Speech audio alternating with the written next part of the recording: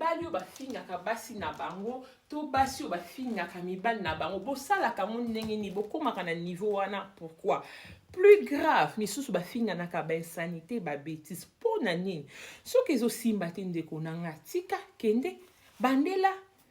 pourquoi okomi na niveau ofinga okitisa moninga valeur okomisa moto okola papier hygiénique ata papier hygiénique eza la valeur eza malamu te yaya papa eza malamu te tika kofinga mwasi na yo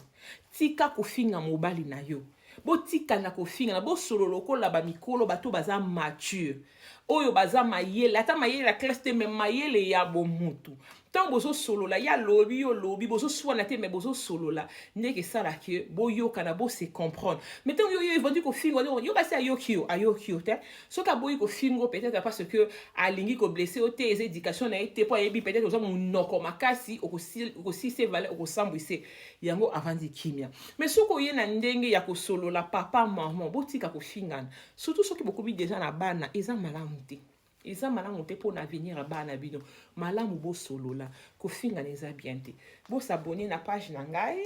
na YouTube na nga maman Fritrice na zela bino ko masolo za kaya lingala bino bolinko yati na kusuka